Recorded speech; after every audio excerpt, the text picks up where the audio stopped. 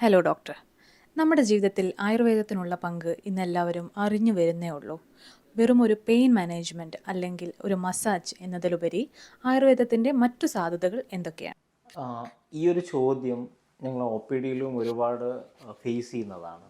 അതായത് ആയുർവേദം എന്നത് കേവലം ഒരു പെയിൻ മാനേജ്മെൻറ്റ് എന്നതിൽ മാത്രം ഒതുങ്ങി നിൽക്കുന്നതാണോ എന്നുള്ളത്. ഒരിക്കലും അല്ല. സ്വസ്ഥസ്യ സ്വാസ്ഥ്യരക്ഷണം ആതുരസ്യ വികാരപ്രശമനം. സ്വസ്ഥസ്യ സ്വാസ്ഥ്യരക്ഷണം എന്ന് പറഞ്ഞു കഴിഞ്ഞാൽ ഹെൽത്തിയായി നിൽക്കുന്ന ഒരാളുടെ ഹെൽത്തിനെ മെയിൻറ്റെയിൻ ചെയ്യുക. ആതുരസ്യ വികാര പ്രശമനം എന്ന് പറഞ്ഞു കഴിഞ്ഞാൽ ഡിസീസ്ഡ് ആയിട്ടുള്ള ഒരാളുടെ ഹെൽത്തിനെ റീഗെയിൻ ചെയ്യുക. ഇതാണ് ആയുർവേദത്തിൻ്റെ മോട്ടോ ശരിക്കും. ദ എയിം ഓഫ് ആയുർവേദ എന്ന് പറയുന്നത് ഇത് തന്നെയാണ്. അപ്പോൾ ഈ ഒരു ശ്ലോകം നോക്കുമ്പോൾ നമുക്ക് മനസ്സിലാവുക ഫസ്റ്റ് മോസ്റ്റ് ഇമ്പോർട്ടൻറ്റ് കൊടുത്തിരിക്കുന്നത് സ്വസ്ഥസ്യ സ്വാസ്ഥ്യ രക്ഷണം, അതായത് to maintain the health of a healthy person, അതായത് പ്രിവെൻറ്റീവ് മെഷേഴ്സ്. ഈ പ്രിവെൻറ്റീവ് മെഷേഴ്സിന് തന്നെ ആയുർവേദത്തിൽ ഒരുപാട് കാറ്റഗറീസ് ഓഫ് മൊഡാലിറ്റീസ് നമുക്ക് പറഞ്ഞു തന്നിട്ടുണ്ട്.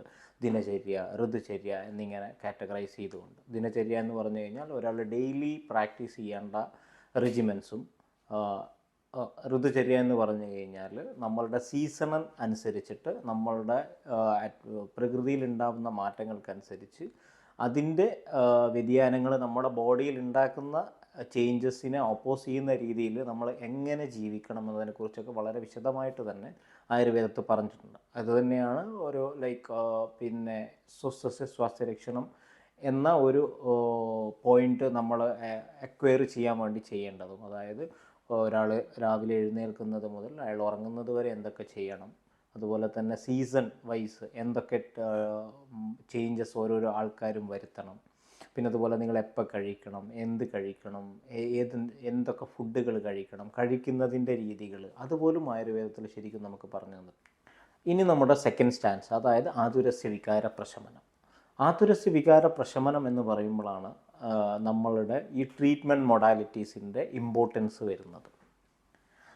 ആയുർവേദത്തിൽ നമ്മൾ പലപ്പോഴും കണ്ടിട്ടുള്ള ഈ മസാജ്, നോർമൽ മസാജ് അല്ലെങ്കിൽ അഭ്യംഗം എന്ന് പറയുന്നത് നമ്മൾ ശരിക്കും ഫസ്റ്റ് ലൈൻ ഓഫ്, അതായത് ഹെൽത്ത് മെയിൻറ്റെയിൻ ചെയ്യാൻ നമുക്ക് പറഞ്ഞു തന്നിരിക്കുന്ന ഒരു കാറ്റഗറി ഓഫ് ട്രീറ്റ്മെൻ്റ് ആണ് ശരിക്കും അഭ്യംഗം അല്ലെങ്കിൽ മസാജ്, ഒഴിച്ചിൽ എന്നൊക്കെ പറയുന്ന ഒരു പ്രക്രിയ. ഈ രണ്ടാമത് പറഞ്ഞിരിക്കുന്ന നമ്മളുടെ ഒരു സ്റ്റാൻസയിൽ പറഞ്ഞിരിക്കുന്ന ആതുരസ്യ വികാര പ്രശമനം, അതായത് രോഗിയായ ഒരാളുടെ രോഗാവസ്ഥയെ ശമിപ്പിച്ച് അയാളെ തിരിച്ച് ഹെൽത്ത് റീഗെയിൻ ചെയ്യാൻ സഹായിക്കുന്ന ട്രീറ്റ്മെൻറ്റ് മൊഡാലിറ്റീസ്, അത് വൈഡായിട്ട് ആയുർവേദത്തിൽ പറഞ്ഞിട്ടുണ്ട്. അത് കേവലം ഒരു പെയിൻ മാനേജ്മെൻറ്റ് എന്ന് മാത്രമല്ല, ഈ കറണ്ട് ഇറയിൽ റിലവൻ്റ് ആയിട്ടുള്ള metabolic errors, life style disorders, ഇതിലൊക്കെ നമുക്ക് വളരെയധികം പ്രാധാന്യം കൊടുത്ത് ചികിത്സിക്കാൻ ആയുർവേദത്തിലൂടെ സാധിക്കും. നമ്മളുടെ ഇപ്പോഴത്തെ രോഗങ്ങളുടെ പ്രധാന കാരണം നമ്മളുടെ ലൈഫ് സ്റ്റൈൽ തന്നെയാണ്. അത് കേവലം ടാബ്ലറ്റുകൾ കഴിച്ചത് കൊണ്ട് മാത്രം മാറുന്ന ഒരു അസുഖവുമല്ല. കാരണം നമ്മുടെ ലൈഫ് സ്റ്റൈലിൽ ചേഞ്ചസ് ആണ് വരുത്തേണ്ടത്. അതുതന്നെയാണ് ആയുർവേദത്തിൻ്റെ ഇമ്പോർട്ടൻസും. ഞാൻ പറഞ്ഞിരിക്കുന്ന ഈ ഫസ്റ്റ് സ്റ്റാൻസ, അതായത് സ്വസ്ഥസ്യ സ്വാസ്ഥ്യരക്ഷണം, അതിന് പറഞ്ഞിരിക്കുന്ന കാര്യങ്ങൾ നിങ്ങളുടെ പ്രകൃതിക്കനുസരിച്ച് നിങ്ങൾ ഏത് സ്ഥലത്ത് ജീവിക്കുന്നു, അതായത് ഏത് ദേശത്ത് ജീവിക്കുന്നു, ഏത് കാലഘട്ടത്തിൽ ജീവിക്കുന്നു, നിങ്ങളുടെ വയസ്സ് അനുസരിച്ചിട്ട് നിങ്ങളുടെ ജീവിതചര്യകളിൽ മാറ്റം വരുത്തേണ്ടത് കൃത്യമായിട്ട് ആയുർവേദത്തിൽ പറഞ്ഞിട്ടുണ്ട്. ആ ഒരു ലൈഫ് സ്റ്റൈൽ നമ്മൾ അക്വയർ ചെയ്ത് ആയുർവേദത്തിലൂടെ നമ്മൾ ഈ തരം ലൈഫ് സ്റ്റൈൽ ഡിസോർഡറുകളെ ചികിത്സിക്കുകയാണെങ്കിൽ നമുക്ക് 100% ഇത്തരം അസുഖങ്ങളിൽ നിന്ന് പുറത്തു വരാൻ സാധിക്കും. ഒരു ഉദാഹരണത്തിന് നമ്മൾ ഈ പറയുന്ന പ്രമേഹം അല്ലെങ്കിൽ ഡയബറ്റിസ് മെലിറ്റസ് എന്നൊക്കെ പറയുന്ന ഈ അസുഖം ഒരു ലൈഫ് സ്റ്റൈൽ ഡിസോർഡറാണ്. ഒരു ലൈഫ് സ്റ്റൈൽ ഡിസോർഡറായിട്ടാണ് ഇപ്പോൾ കാറ്റഗറൈസ് ചെയ്തിരിക്കുന്നത്. ഇതിന് നമ്മൾ മെറ്റ്ഫോമിനോ അല്ലെങ്കിൽ ഗ്ലൂക്കോസ് ലെവൽ കുറയ്ക്കുന്ന ടാബ്ലറ്റുകൾ നമ്മൾ ലൈഫ് ലോങ് കഴിച്ചത് കൊണ്ട് നമ്മളുടെ ശരീരത്തിലെ ഗ്ലൂക്കോസ് എന്ന ഒരു എൻറ്റിറ്റിയെ കുറക്കാൻ സഹായിക്കുന്നതാണ്. നേരെ മറിച്ച് നമ്മൾ ആയുർവേദത്തിലോട്ടേക്ക് വരുമ്പം നമ്മളുടെ ജീവിതചര്യകൾ മാറ്റി ഈ പറയുന്ന പ്രമേഹം എന്ന് പറയുന്നത് നമ്മളുടെ ബോഡിയിൽ ഗ്ലൂക്കോസ് ലെവൽ അധികരിക്കുന്ന മാത്രം ഒരു പ്രക്രിയയല്ല, അതൊരു ഗ്രൂപ്പ് ഓഫ് സിംറ്റംസ് ആണ്. ഒരുപാട് ലക്ഷണങ്ങൾ ഉണ്ട് ഇതിന് നമ്മൾ അലോപ്പതി അല്ലെങ്കിൽ വേറെ മെഡിസിൻസ് കഴിക്കുമ്പോൾ നമ്മളുടെ ആ ഒരു ഗ്ലൂക്കോസ് ലെവൽ കുറയ്ക്കുന്ന മെഡിസിൻസുകളാണ് നമ്മൾ പ്രിസ്ക്രൈബ് ചെയ്ത് നമ്മൾ കഴിക്കുന്നത്.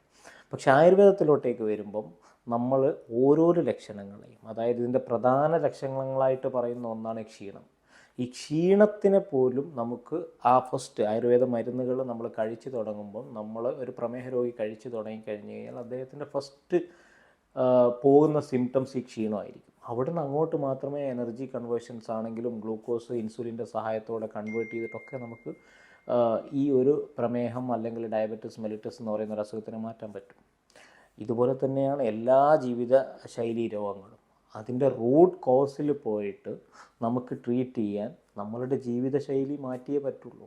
അത് ആയുർവേദത്തിലാണ് ഏറ്റവും കൂടുതൽ പറഞ്ഞിരിക്കുന്നത്. നിങ്ങൾ എങ്ങനെ ജീവിക്കണം, എന്തൊക്കെ രീതിയിൽ ജീവിക്കണം, നിങ്ങൾ എങ്ങനെ ഭക്ഷണം കഴിക്കണം, ഇത്തരം കാര്യങ്ങളൊക്കെ വളരെ കൃത്യമായിട്ട് പറഞ്ഞിരിക്കുന്നത് ആയുർവേദത്തിൽ തന്നെയാണ്. അതുകൊണ്ട് ആയുർവേദം എന്നത് കേവലം ഒരു പെയിൻ മാനേജ്മെൻറ്റിന് വേണ്ടി മാത്രമുള്ള ഒരു സയൻസ് അല്ല, നേരെ മറിച്ച് ഇന്ന് റിലവൻ്റ് ആയിക്കൊണ്ടിരിക്കുന്ന എല്ലാ അസുഖങ്ങൾക്കും ആപ്റ്റായിട്ടും ആക്യുറേറ്റും ആയിട്ടുള്ള ഒരു ലൈഫ് സയൻസ് തന്നെയാണ് ആയുർവേദം. Ayursatya Ayurveda medical centre, Al Ain centre, Bur Dubai.